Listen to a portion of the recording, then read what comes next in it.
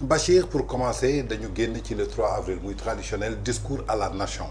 ñu gis à chaque fois que le président de la République dafa war a jàkkaarloog askanam pour rassurer leen ci benn discours xamal leen ni que fii la ñu toll fii la ñu jëm lii la ñu defagum ginnaaw bi mu defee discours bi dafa jur benn controverse en tant que quelqu'un qui est spécialiste dans la communication ñu gis ni que un président qui s'adresse à la nation le 3 avril le 4 avril ce même président jàkkaarloog presse yi pour 2 heures de temps comment on peut faire benn discours boo xamante ni c'est moins de 30 minutes pour s'adresser à 18 millions d'habitants le lendemain nga jàkkaarloog presse bi ci lu toll ci 3 heures de temps mais dañuy gis ni que bi mu jàkkaarloog presse bi dafa mel ni que on n'avait pas un président qui parlait mais on avait un militant de parti qui parlait avec son chef de parti tey ban jàngat nga ci def en tant que communicant. waaw donc ni nga ko waxee xam nga discours à la nation dafa am ñaari moment yoo xam ne suñu ay textes dafa consacré mooy la traditionnelle le traditionnel discours du 31 décembre ak le discours à la veille de l'indépendance yooyu mooy yoo xam ne c'est consacré mais après constitution tam may na président de la république mu janook askan bi wax ak askan bi saa yu ko soobee saa yu ko situation bi laajee ndaxte boo seetloo Diomaye ba mu nekkee président ak léegi à la veille des élections defoon na benn discours à la nation pour appeler au calme à l'apaisement à des élections apaisées voilà mais ñaar yi nag moom dafa fekk ni ñaar yoo xam ne suñu tradition dañ ko consacré maintenant discours 31 décembre lu ci ëpp c'est un discours bilan ci at bii nga génn et ouverture de perspective ci at bii ñu jëm maintenant discours 3 avril c'est un discours généralement dédié à l'armée, à la jeunesse et aux ambitions sur nos forces de défense et de sécurité loolu mooy ñaari particularité discours yooyu donc ci discours boobu noonu également ça a coïncidé avec une année du président de la République au pouvoir moom boo gisee ci discours bi il a essayé de faire son bilan ci lu mu def nee na def na lii on a payé les dettes on a et cetera ak yooyu dem na ba wax ci biir discours am boobu noonu il faut même demander aux Sénégalais de serrer la ceinture parce que affaire bi dafa xaw a métti situation bu ñu fekk réew mi et cetera maintenant loolu man amul lu ma ci wax le discours a été très calibré ci lu ma gisoon du point de vue de la comme d'habitude c'est un discours entre 15 et 20 minutes il l'a fait en wolof et en français même si après man j'aurais compris qu'il y a des mots que je n'aurais pas utilisés dans son propos parce que bu nee réew mi dafa nekk ci guuta c'est-à-dire que yow tu es alarmiste quoi voilà alors que bon on n'attendait pas ça moi j'aurais préféré un autre mot que guuta et cetera donc ça c'est des questions yoo xam ne par-ci et par-là bon dans le contenu du discours également am na ci ay parties yoo xam ne bon je suis pas très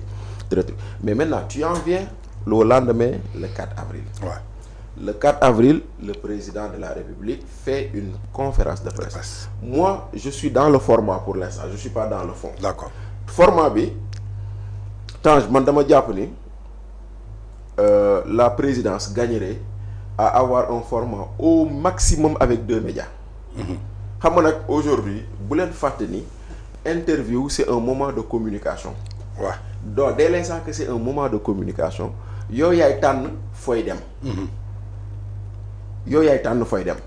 yow yaa ne man sama interview VIP laa koy jox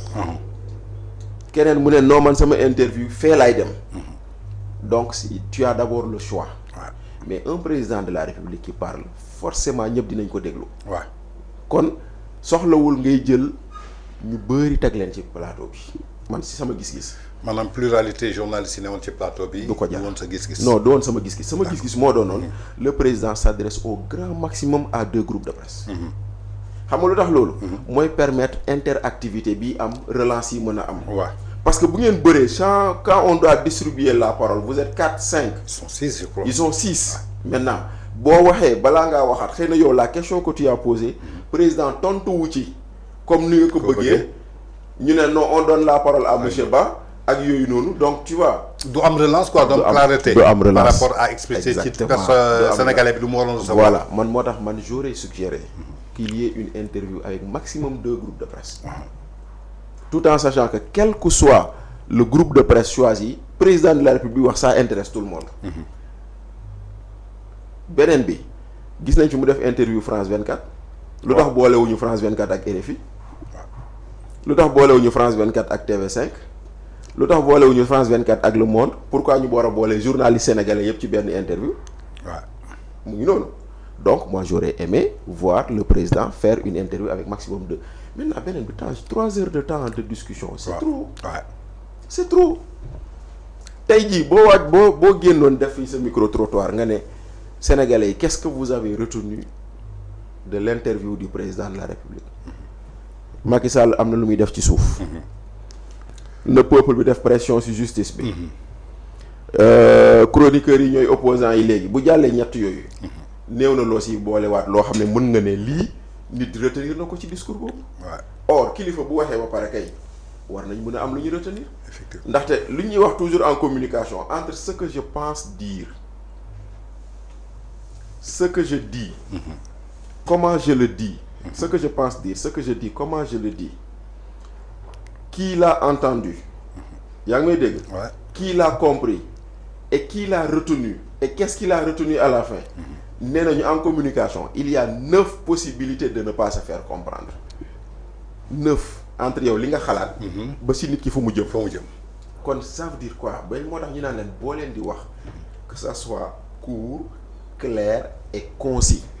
de sorte à ce que nit ki dina am lu mu yóbbaale bu fa jógee